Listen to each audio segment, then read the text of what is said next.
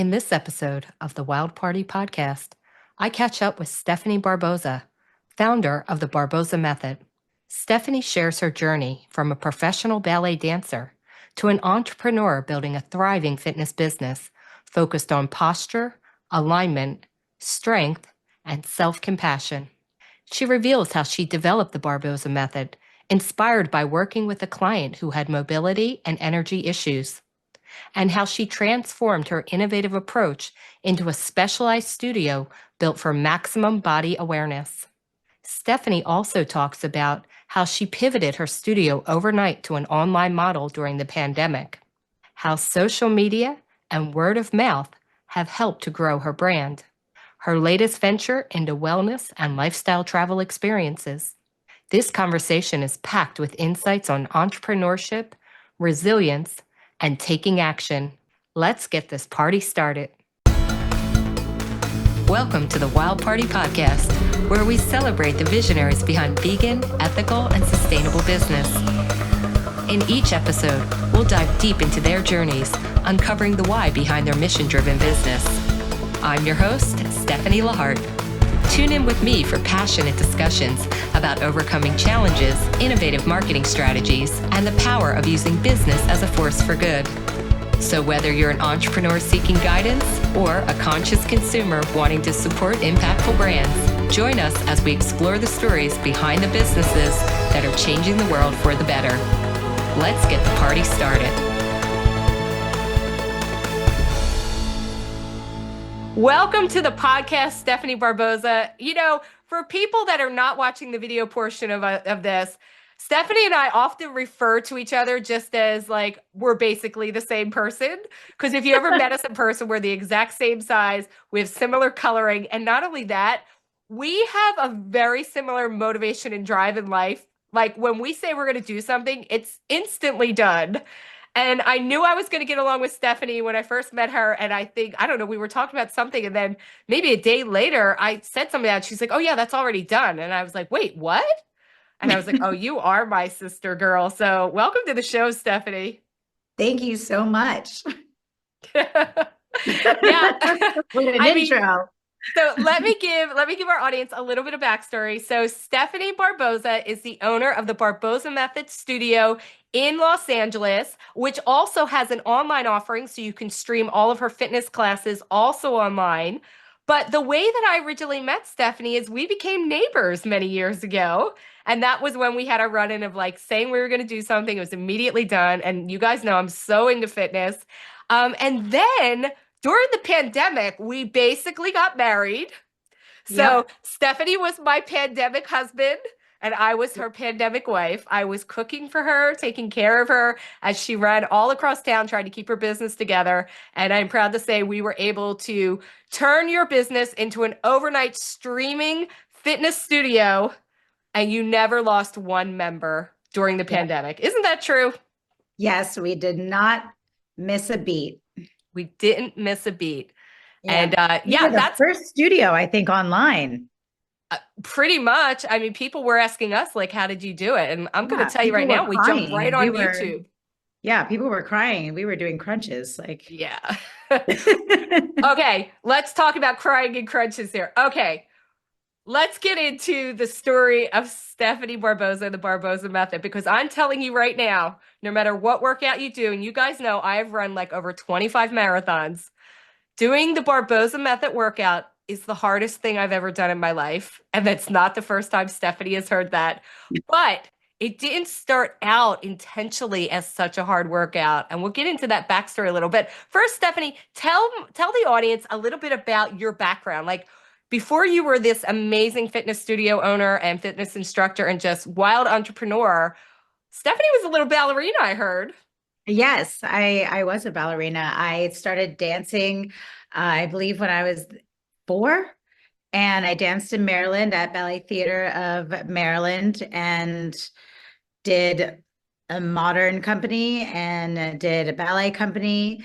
And yeah, just did summer programs and then went to college. I went to Cal Arts and then I went to AMDA, American Musical Dramatic Academy, and just danced my whole life. So fitness wasn't really something new or foreign, we had to take anatomy, we had to take kinesiology, we had to learn not just how to move our bodies and stay on beat, but yeah, just the why it's important. Right, like how your body, works, how it works together, Mhm. like in alignment, which, now that, I've been in fitness for a long time, used to be a group fitness instructor and still like with some of the new workouts that come out, I'm always cringe a little because I'm like, this does not look like this is a good idea for your body. Specifically for me, I'll let you know, in the cycling community, indoor cycling, they have this whole thing where they have you doing push-ups on the bike, which is like ridiculous, but Stefanie, you knew from the get-go that the way your body works together is super important in order for your body to be healthy throughout life. So when you were in LA and you were this dancer, were you trying to get into dancing or you were trying to be a ballerina or what was it? Yeah, I was dancing. I was doing shows. I was moving into film and TV, did a bunch of commercials. And then, once you're on camera, they want you to speak. So I started acting and, training and teaching dance classes was just a way for me to pay for headshots at the time. So, but then I guess I should talk about the backstory now, right? Please do. Okay, great. So I met this woman when I was teaching her granddaughter dance, and she was looking for a personal trainer. And at the time, I was getting my yoga certification, my Pilates certification, and I was like, I can do it. I'll meet with you. So I met with her, and we go to work out, and she tells me that she doesn't have a thyroid gland. And I was like, oh, okay. So that means that she doesn't have any energy because the thyroid gland, it regulates your hormones and your calcium. So I was like, okay, you don't have any energy and you want to work out. So how does this work? So I can't stand up, I can't jump, I can't lift weights. I was like, what can we do to conserve energy? I was like, what can you do? And she's like, well, I'm really good at sleeping. So I was like, okay, well, let's just put you on the ground. Let's put you flat on the ground because that conserves energy. And then we'll move different body parts to isolate and to create a workout around your abilities. So we would lay on your back, and then that would be to work out your abs. You would lay on your side to work out your outer thighs, your inner thighs. We would lay her on her stomach to work out the posterior chain, your back, and your glutes. And then I would sit her up at a right angle to work her arms out. So each time I would come in and do a class with her, it was always just those segregated, isolated, exercises. And she started telling other people about me and about her health journey. And then I started doing the same workout on other people and just kept on repeating and repeating it. And because they're able bodies, I didn't just do isolated exercises of just arms. Today's arm day, today's leg day. I just did it as a full body class. So it's a full body, low impact workout that's all done on the floor. And I've designed the studio with mirrors on three sides of the walls and on the ceiling. So from wherever angle you're at, you're able to use the mirrors because as a dancer, that's what we rely on the most is not just the way that it feels, but the way that it looks. Because in ballet, you're always making precision of lines. So when you come to my class, you'll hear some terminology of ballet, like first position or turn out. And I just found that it is the most challenging, yes, because it's never what you do, it's how you do it. But putting everything on the floor, it doesn't allow your body to cheat. So even the things that I used to do in dance after many, many years of training, I've learned that like, oh, I've been turning out incorrectly. When you turn out, you don't turn out from your feet or from your knees. You actually turn out from your hips. But when you're standing up on the floor, you can cheat it and you can kind of wiggle and pull your feet apart and then put weight in it and they'll stay, even though your knees are facing forward. in the wrong direction. So when you lay on your back and you have to turn out, then you really see, do you have turnout or have you just been cheating the whole time? So it was very interesting that just being able to put her on the floor and using the same movements as in ballet in a repetition. So it's more of an exercise class opposed to like you're dancing on the floor. So there is choreography, but it's not choreography for a dance. It is choreography with the music. You do 4 counts of 8, and then the song changes, and then you change to a different type of 8 count that you're doing. So all my teachers are dancers. They're either currently dancers or retired dancers, and it's run the same. It is run exactly the same. You follow the music, you follow the exercises. And it just really helped her. And how I found out I really had something was when she had to go on dialysis. So her GFR was really low.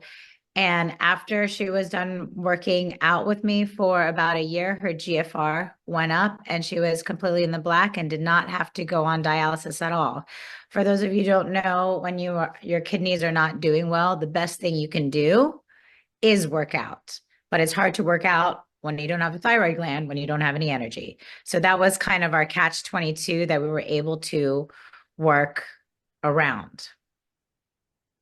Yeah, and speaking of that, speaking of the importance of working out and the movements that you do, I know a lot of people kind of discount when they see stuff like, a floor workout or even like you've seen it online, like chair Pilates. They're like, well, what kind of workout is that really? It's the motion of your body, actually getting your body to move, getting the blood circulating through your body, and getting, actual heat built in your muscles that makes a real difference. And I know for me personally, when I started doing Barboza, I shared with you, I was like, well, I'm a runner and I can't touch my toes. Like I had no flexibility. If I bent over, it was like, I felt like I was 70 years old sometimes.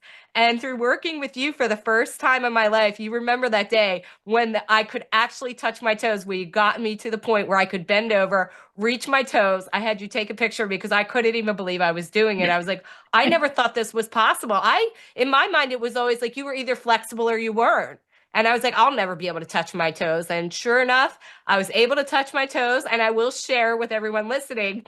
It is something you have to keep practicing. You don't just do it once and then like you do it for the rest of your life. So I do find myself in these moments, I'm like always, stretching or whatever. And I'm like, can I still do this? And when I feel myself getting too tight, I know, oh, I really need to pay more attention because Stefanie taught me I can touch my toes. There is no reason I can't. So I can't use my excuses anymore, basically, of like, I guess I'm just not flexible. So with That that is so said, funny. you were a very good bullshit meter for me. Yeah, absolutely. Yeah, no, people they feel like they can't do something and they stop. So instead of, wanting to touch your toes and making it actually possible. And some people actually have the flexibility and they just don't think that they do, so they don't even try it. Or they think that, oh, well, this is as far as I've always gone. So I think as a teacher, that is your job in any teaching field, is to show, the true potential is actually to push you to the point where you are. And then from there, that's where you start as a teacher to make them grow. Yeah. Okay. So that's a perfect segue for what I want to get into now, which is taking the idea of I've got this workout that seems to be working for some people too. I'm going to open up a fitness studio in the most competitive market in the country, in Los Angeles, in West Hollywood. Okay, walk me through this. You decide I've got a following. I think I want to open a studio. How did you find space? How did you decide how you're going to actually open a studio? What did that look like? Um, uh, yeah, I do. Yes, that that was very hard, and I almost feel like my whole business model has always worked backwards because I never was like, oh, I want to be a trainer. I want to be a studio owner. I'm going to open up this studio and this is the way that it's going to be. Like I said, I was training people to pay for headshots so I could, grow my acting career. And I just kept on getting more clients and it started just taking over. And I was like, okay, I do actually have something here. Let me see what I can do with it. And from there, I had a student who had a house that had big space in there. So I was able to trade her free privates to use her space in her house to run small group classes. So I had 6 to 8 people, and we would meet once to twice a week. And then they kept on asking if we could bring more people, more people. So I started to grow. And after I had that group of people, I found a dance studio that was really close. And I moved that group of people to that studio. That studio was great and it was perfect. And then I needed to open more space, and that studio didn't have any more time for me to rent. So I had to find another studio.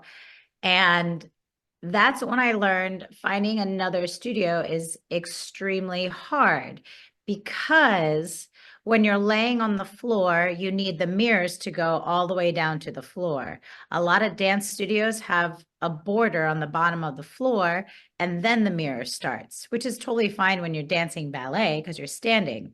But when you're laying down, you need that mirror all the way to the floor. And I ended up finding another dance studio. Mostly ballroom studios have them to the floor. They always love big mirrors.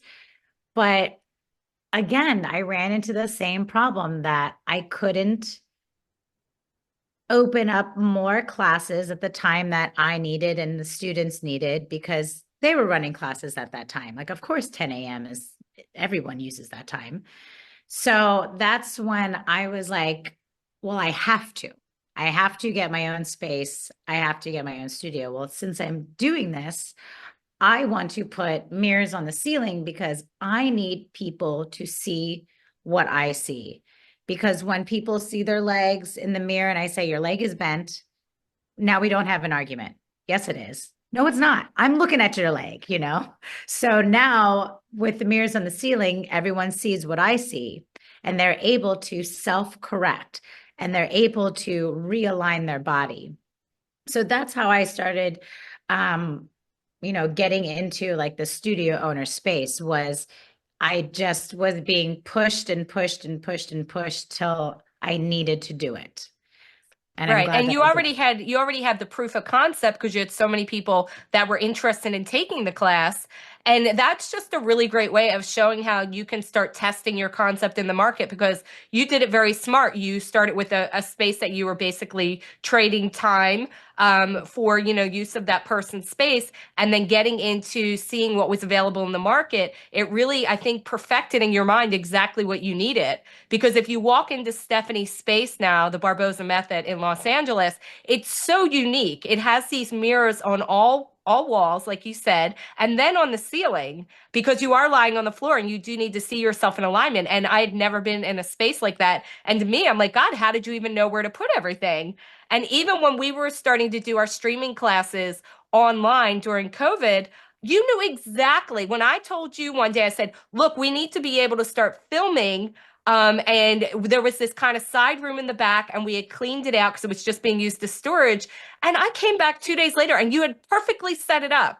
I mean, your vision has always been so clear, and I think that's where you were able to perfect it, which is great. And I think that's a great example for any entrepreneur out there to really start testing your concept and see what you need before you invest like a full monetary, investment in it, because it's not cheap, as you know. So let's talk Mhm. about that. When you decide I'm opening up a studio, you knew you needed equipment, you knew you needed space, you needed insurance and things like that. How did you start putting all those pieces together? Google is a great tool. It let me know what I needed. Yes, you need insurance, you need a business license.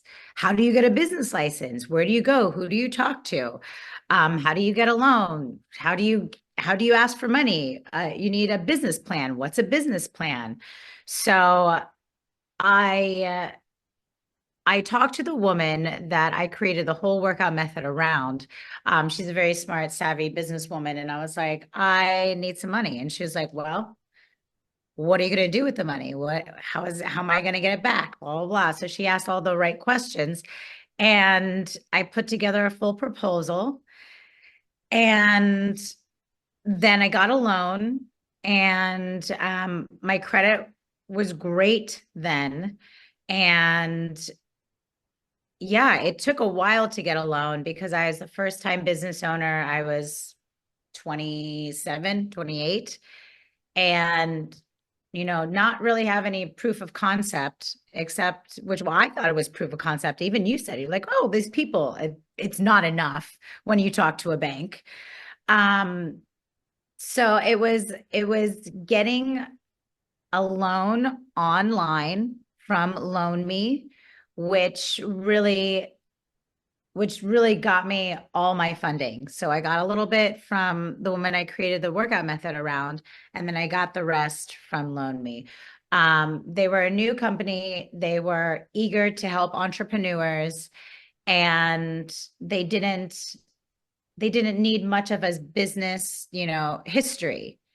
So, and it was all online. So they were able to trust me and take a chance on me, and Bank of America and Chase, Mhm.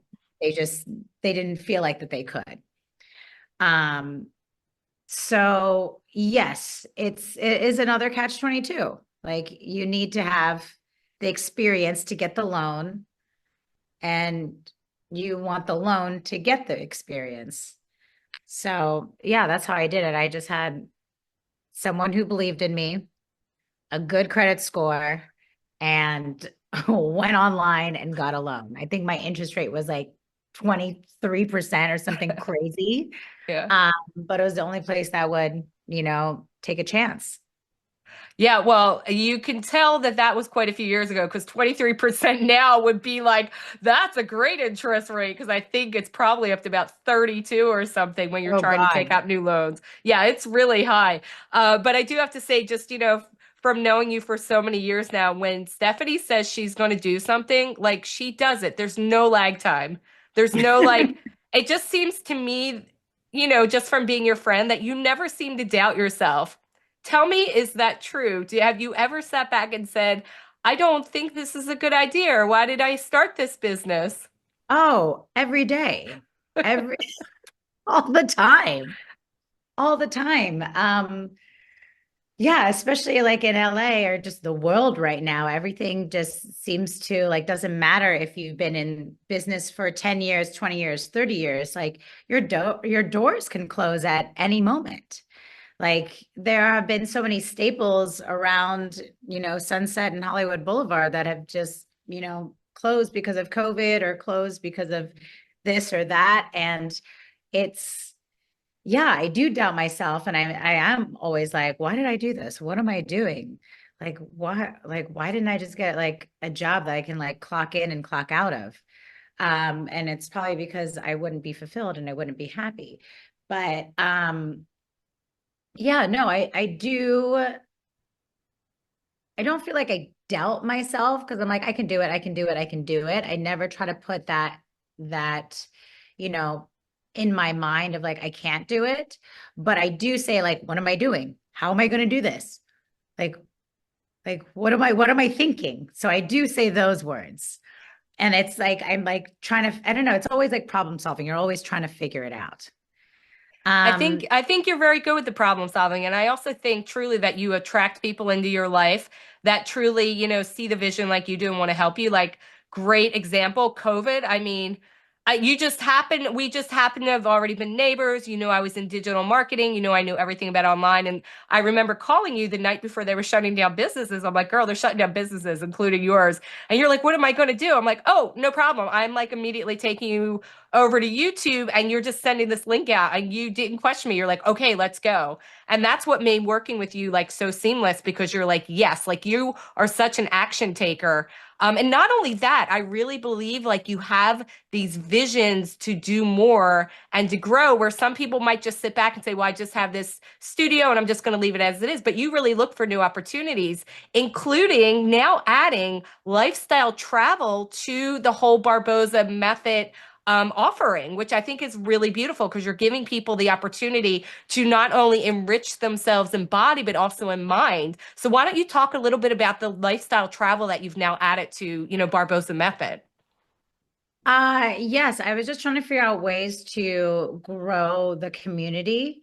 And I thought just taking a group trip would be great and bringing other healers together for an experience would be something that we could do. And we went to Santa Barbara and we did Catalina, and they were great. And it is definitely one like style to bring your studio to another place. And then it's definitely another style to actually be the destination. So now that's kind of where we're transforming Barboza into, is not taking the studio to do Barboza somewhere else, because honestly, there's you don't get another studio with mirrors three sides of the wall and on the ceiling. So now, because of now that the vision has changed, now it's about bringing people to the studio. So now I'm working with Airbnb, and I'm working with local chiropractors, local healers, and local transportation, so we can bring people. We're doing it in the summer where people will come to LA and do the LA thing, go to Venice, go to Hollywood Boulevard, but also you are coming to the studio and you're having experiences at the studio, not just for Barboza, but with dance, with sound bath, and then there's Runyon Canyon right up the street, so you can do hiking. So it's kind of like if you are wanting to go to California and you want to have a California experience, you can do that through health, wellness, and fitness. Yeah, and that gives it such a special, additive to just vacationing, right? Just saying I'm going to LA. And you could really see that kind of stuff taking off, like you said, in Airbnb, where it became more than just rent a house. They started adding these what they were calling experiences. So you go to Mm-hmm. this area and then they would say, well, you can also do this stuff. And I think it's really interesting that you started from the fitness aspect and are now making it, like I said, an all over lifestyle travel experience, which is so great because then you're around like-minded people that want to live a healthy lifestyle. They want to try new things. So it's also a way, like you said, of building community and like, actually making friends. So let's talk about the whole building community, because I will say, we've had so many conversations about your social media over the years. And I have to say, every single time we have a conversation and I tell you, this is what's going on in social media, this is what you should do. It's like you implement, you see results, and your Instagram like just took off in the last couple of years, where you really built an active and engaged community of people, like-minded people that really want to like make fitness a core part of their life. And I love that they also share other aspects of their life and then you reshare it with your audience. So let's talk a little bit about what social media has done to help you build your business.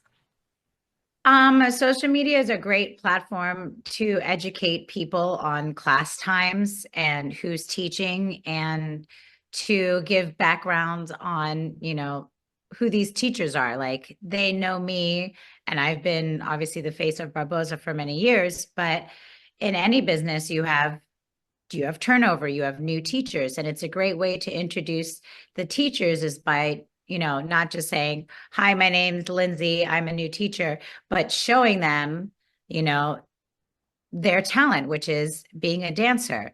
And it really helps when you tag and you share, because now you're not just posting for Barboza, you're posting as Lindsay, as yourself, as a dancer, but it does coincide with Barboza because that is the root of Barboza. It comes from dance.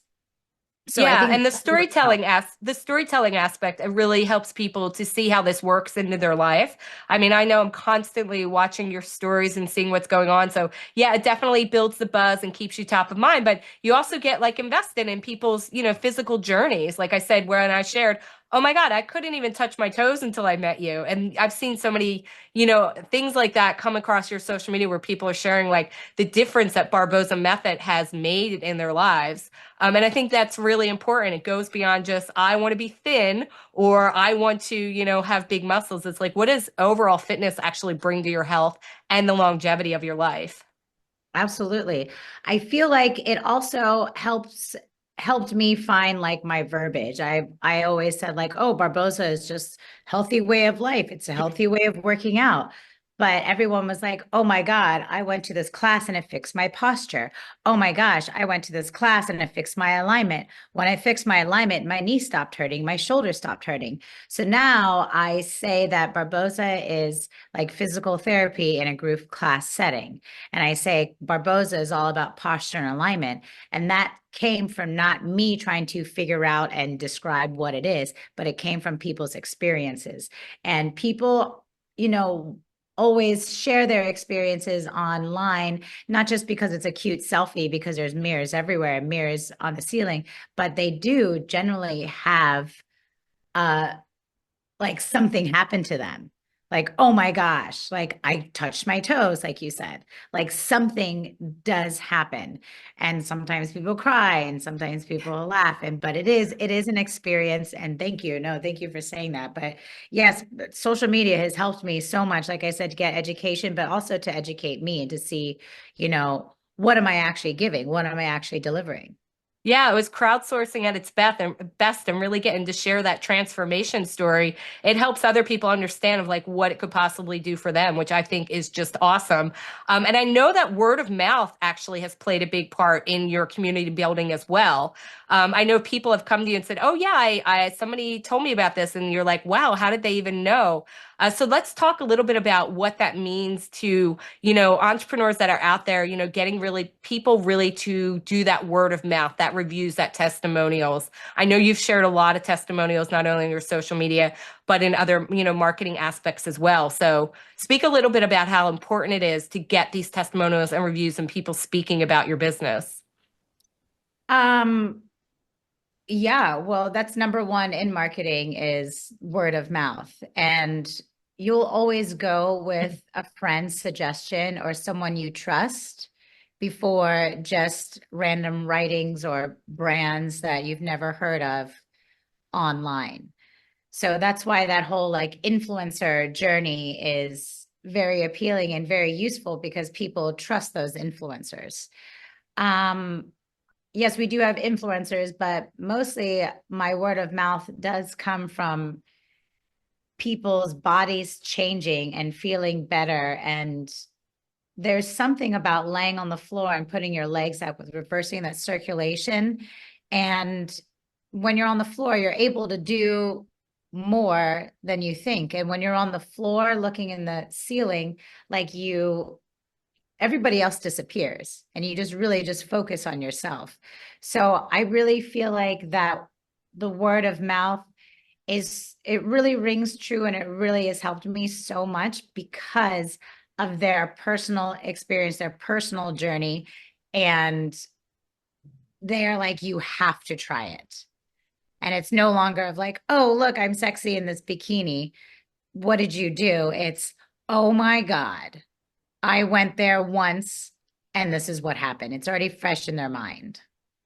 Yeah, and there's some things like you were talking about posture earlier. Some things that as small as like, paying attention to your posture and how you sit and you stand and how you walk, which we're going to get into in a second, can make such a difference that you're like that one little tweak changed my whole body alignment. I didn't even realize I was doing that. So let's talk about the aspect of your class that we love so much at the end, which is, do you want to say the tagline?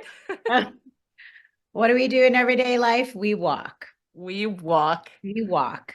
So, my class at the end, I always say that this class is not about this hour. It's about what you find in this class, take into other classes, and adapt into your everyday life. Meaning, your alignment and your posture and your body's placement is what you need to carry throughout every other workout exercise that you do, regardless if it's cycling or if you're doing CERT training. It's all about how you do it. It's not just what you do. You can lift a weight up and yeah, you're not going to build the right muscles if you're not holding it properly and you're not holding your body properly. And at the end of class, I always teach them how to walk, because everybody walks, and it's that small little thing that you can do for yourself that will increase your health. If you don't slouch forward and you pull your shoulders back, your lungs are able to expand more. You're not smushing your stomach. Everything gets longer, gets more healthy, more blood flow goes through, and it keeps your mind and your body aware. So you create also that body awareness. So you're creating that connection between your mind and body, which is what you feel like you lose when you're not a kid anymore, because you're just sitting and not moving. So I always tell people how to walk, because it is something that they always do, but it's also that reminder. And it also gives you that confidence that you can look better and you can look different. It's true. It is such a confidence builder. In fact, if anyone's been watching this video on our YouTube channel, you'll see that I have adjusted my sitting posture several times, because when you're looking at Stefanie, you're just like, it's like being in school. You're like, am I sitting up straight in class? Like, what am I doing here? Also reminding myself I really need to come to a class and stretch more, because still, like when I go to your class, I'm always so scared, because I'm like, it's going to be so hard. But by the end of class, I'm like, wow, that's the best thing I've ever done for my body. So with that said, Stefanie, you have been just a continued source of inspiration for me. I'm so glad we became friends. One of the greatest joys of my life is inviting you over for dinner. So we do have to schedule a dinner this week. Yes. But with that said, I'm so happy that you shared your journey with building the Barboza Method. Just letting people know that when you do have a dream, you can do it, but you do have to take action. And yes, Stefanie is the action taker, the best action taker I've ever met in my life. So with that said, Miss Stefanie Barboza, you're awesome. Thank you so much for sharing. Thank you so much. Thanks for listening to the Wild Party Podcast. If you're an entrepreneur or professional who would like to be on this podcast, please visit boomtownmarketing.com and click on podcast. We believe that every business has the potential to change the world for good, and we want to support our community to help make the world more ethical, compassionate, and sustainable for all future generations to come.